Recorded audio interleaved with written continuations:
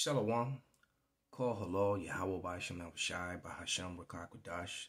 Double honors unto the apostles, double honors unto the elder bishops. Salutations to the 144,000 and the scattered elect that are scattered around the four corners of the earth among the heathen that look like the heathen, the Israelite foreigners. This is your brother Malcolm from the branch of the Great Millstone here in Chicago, coming at you another lesson in truth. This is a response to the Reubenite page on TikTok, when you have a guy on there goes by the name of the Lion of Judah, who refuses to acknowledge that the Assyrian script used today is revised, and even more importantly, the Assyrian script, the House of Judah never used the Assyrian script. The use of the Assyrian script is evidence of fraud.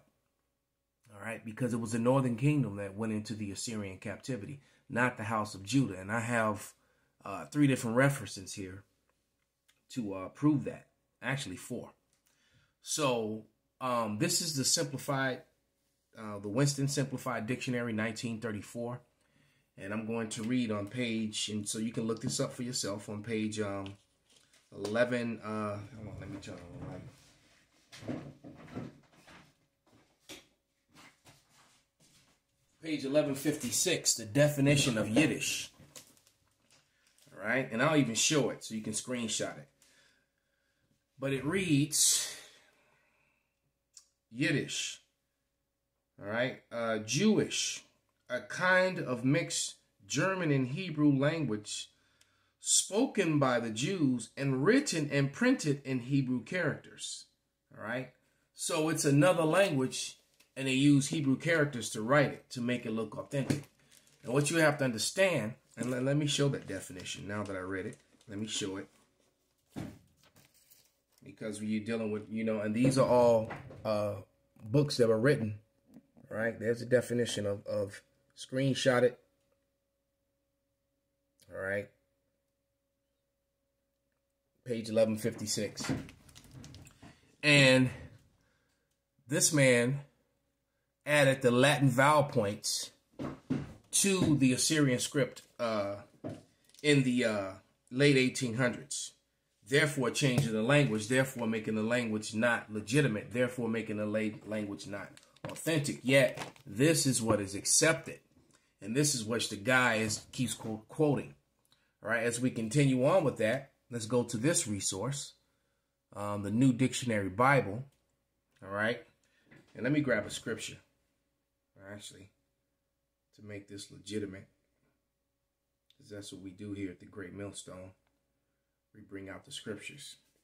So I'm going to bring out one that covers this whole lesson. All right, actually a couple, but this one is Psalms 64:8, I believe. So they shall make their own tongue to fall upon themselves. All that see them shall flee away. All right, so it's their own tongue falling upon themselves, their own pride, because these books were put together by Edomites, by Christian and Jewish scholars. Okay, so this is a New Bible Dictionary from 1986, and I'm gonna go to Pekah on page 902. It says the Hebrew inscription from the fragment of a store jar from Hazar reads for Pequah. All right, because they call it Pekah, but there's no E in Hebrew. We just proved to you that they added, showed that they changed the language. All right, and here's the inscription.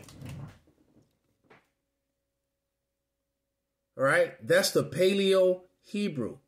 The ancient Paleo Hebrew. They're not using the Assyrian script. The House of Judah never went into the Assyrian captivity, and they never were exposed to this. They never used it. The northern kingdom did. The northern kingdom of Israel. All right? The kingdom of Israel, not the kingdom of Judah. All right? And yet these people are claiming to be the kingdom of Judah, but yet they're using a form of writing that was never used. In the same book on page 708, is the Moabite stone, all right? And I'll show that to the camera, all right? And the Moabite stone is all written in the ancient Paleo Hebrew, or the Phoenician form of Hebrew. All right? Not the Assyrian script. This is the legitimate form of Hebrew, not what's used modern day today. That is not legitimate. It is not authentic. All right? So when we say that a fraud has been committed, and we're living in a time when all that's to be exposed. All right?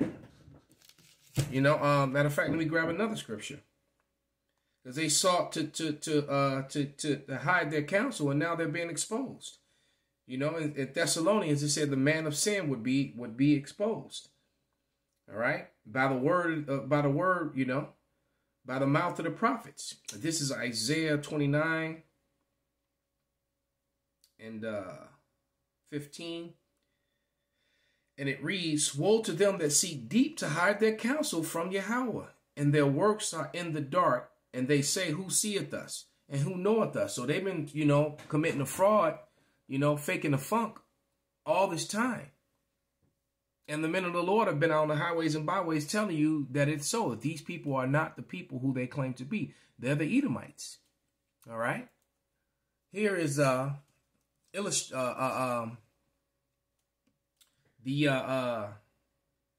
dictionary of the Bible by John D. Davis. All right. And it actually has both books actually have the whole family of the Maccabees, because you have to understand when you know the Maccabees, Antiochus, what's his name, Herod married Alexandra, who was the last bloodline of the priest who were the Maccabees of the kingdom of Judah, and became so-called king of the Jews. All right. That was Herod, and Herod is an Edomite. You can go to the Bible to find that out. All right, and you can find that on page 445 in this book.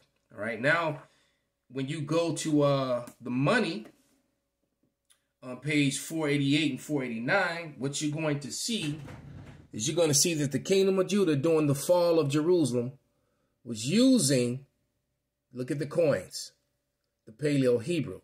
They were not using the Assyrian script that is used today. So what you have to do is you have to ask yourself, why are these people using the Assyrian script when the house of Judah, the kingdom of Judah, never did?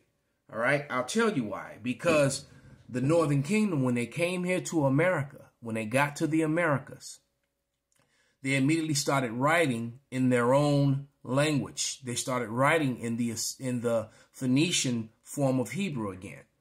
All right, like the Moabites, not the Moabite stones, but the Bakri stones. All right, and all the different artifacts that were found all over America, from Canada to Brazil.